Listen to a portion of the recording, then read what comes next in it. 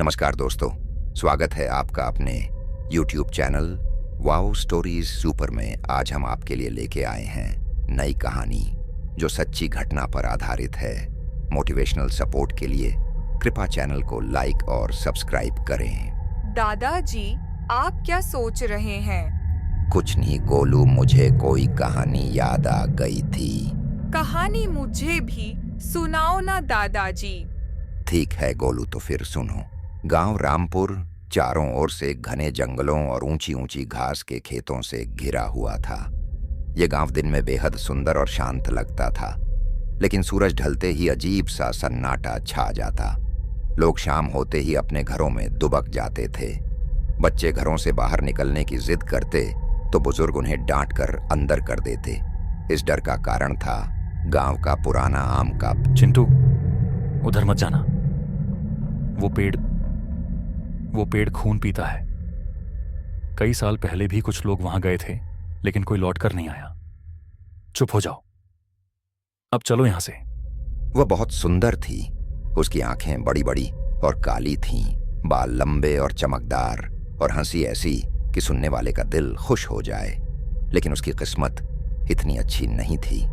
चंपा की मां बचपन में ही मर गई थी और उसके पिता एक गरीब किसान थे। वह खेतों में काम करता था, लेकिन गांव के जमींदार से बहुत कर्ज ले रखा था। जमींदार का बेटा रघु चंपा पर बुरी नजर रखता था। जब चंपा जवान हुई तो रघु ने उसे पाने की बहुत कोशिश की, लेकिन चंपा ने हमेशा उसे ठुकरा दिया।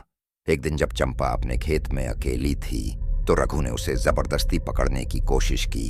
तेरी कसम, इतनी सुंदर लड़की पहले कभी नहीं देखी। तू दूर रहे मुझसे रघु, मैं तुझसे कोई बात नहीं करना चाहती। अरे, डर क्यों रही है? मैं तुझे पसंद करता हूं, बस इतना ही तो कहा। अब अगर तू मुझे पसंद नहीं करती तो इसका मतलब ये तो नहीं कि मैं तुझे छोड़ दूं। ग्र। चंपा ने अपने हाथ में पकड़ी दरांती से उसके गाल पर एक गहरा घाव कर दिया और वहां से भाग निकली। यह बात पूरे गांव में आग की तरह फैल गई, लेकिन रघु अपनी हार बर्दाश्त नहीं कर सका। उसने चंपा और उसके पिता पर चोरी और जादू टोने का झूठा इल्जाम लगाकर पंचायत बुलवा ली। पंचायत में मैं निर्दोष हूँ, यह झूठ बोल रहा है। मुझे मत मारो, मैंने कुछ नहीं किया। आप लोग तो मुझे जानते हैं, फिर मुझ पर ये आरोप क्यों? मैं निर्दोष हूँ, यह झूठ बोल रहा है। मुझे मत मारो, मैंने कुछ नहीं किया। आप लोग तो मुझे जानते हैं, फिर मुझ पर ये आरोप क्यों? किसी ने चंपा की बात नहीं सुनी। जमींदार और उसके लोगों ने उसे डायन करार देकर गांव से बाहर निकाल दिया। उसके पिता गिड़गिड़ाते रहे, लेकिन किसी ने उनकी नहीं सुनी। चंपा रोती बिलखती गांव के बाहर जंगल की ओर चली गई और फिर कभी वापस नहीं आई।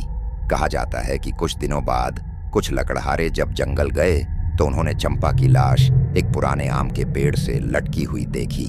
उसकी आंखें खुली हुई थीं और चेहरा डर से विकृत था। ऐसा लग रहा था कि मरते वक्त उसने बहुत पीड़ा झेली हो। चंपा की आत्मा वहीं रह गई, बदला लेने के लिए। चंपा की मौत के बाद गांव में अजीब घटनाएं होने लगीं। सबसे पहली घटना पंडित कैलाश के साथ हुई। वह हर रात उस आम के पेड़ के पास से होकर मंदिर जाया करते थे। एक रात उन्होंने देखा कि कोई सफेद साड़ी पहने आम के पेड़ के नीचे खड़ा है। पहले उन्हें लगा कि कोई गांव की औरत होगी, लेकिन जब उन्होंने जोर से आवाज दी तो वह आकृति हवा में ऊपर उठ गई। कैलाश जी की चीख सुनकर लोग दौड़ पड़े, लेकिन जब तक वे वहां पहुंचे कैलाश जी बेहोश पड़े थे।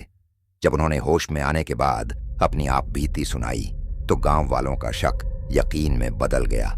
चंपा की आत्मा गांव में वापस आ गई थी। गांव के लड़कों की हिम्मत। गांव के कुछ नौजवान लड़कों को इन बातों पर विश्वास नहीं था। उन्होंने हिम्मत जुटाई और तय किया कि वे चुड़ैल की सच्चाई का पता लगाएंगे। राजू, मोहन, सुरेश और पवन, ये चारों दोस्त गांव के सबसे बहादुर लड़के माने जाते थे। उन्होंने ठान लिया कि वे रात के 12 बजे आम के पेड़ के पास जाकर देखेंगे कि वहां सच में भूत है या नहीं। रात का समय हुआ। चारों अपने हाथों में टॉर्च और लाठी लेकर निकले। गांव वाले उन्हें रोकने की कोशिश कर रहे थे, लेकिन वे नहीं माने। धीरे धीरे वे आम के पेड़ के पास पहुंचे। घड़ी में 12 बजने ही वाले थे, तभी ठंडी हवा चलने लगी।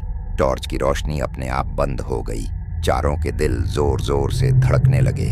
तभी अचानक पेड़ की ऊंचाई से एक भयानक हंसी गूंजी। चारों ने ऊपर देखा तो एक सफेद साड़ी पहने औरत कल हवा में लटक रही थी। उसकी आंखें खून जैसी लाल थीं, बाल बिखरे हुए थे और उसके नाखून बेहद लंबे थे। मुझे मेरा इंसाफ दो, वरना कोई नहीं बचेगा। उसकी कर्कश आवाज सुनकर चारों के पैरों तले जमीन खिसक गई।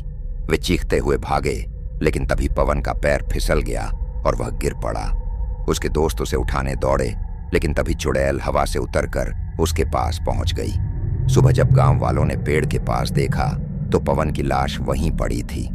उसका चेहरा डर से नीला पड़ चुका था और उसकी आंखें सफेद हो चुकी थीं। उस दिन के बाद गांव के बुजुर्गों ने मान लिया कि चंपा की आत्मा को शांति नहीं मिली है। उन्होंने गांव के सबसे बड़े तांत्रिक को बुलाया। तांत्रिक ने कहा, जब तक जमींदार के बेटे रघु को इसकी सजा नहीं मिलेगी तब तक यह आत्मा मुक्त नहीं होगी। लेकिन इससे पहले कि तांत्रिक कोई उपाय कर पाता, अगली रात रघु की चीखें गांव भर में गूंज उठीं। जब लोग उसके घर पहुंचे तो देखा कि वह अपने कमरे में मृत पड़ा था। उसकी आंखें सफेद हो चुकी थीं और शरीर काला पड़ चुका था। गांव के लोग समझ गए कि चंपा ने अपना बदला ले लिया। उसके बाद गांव में डर कम हो गया, लेकिन गांव वाले आज भी रात में आम के पेड़ के पास जाने से डरते हैं। कहा जाता है, जो भी उस पेड़ के नीचे जाकर चंपा का नाम 3 बार लेता है, उसे चंपा की हंसी सुनाई देती है और फिर वह कभी वापस नहीं आता। क्या तुम उस आम के पेड़ के नीचे जाने की हिम्मत करोगे? अगर हाँ, तो चंपा तुम्हारा इंतजार कर रही है।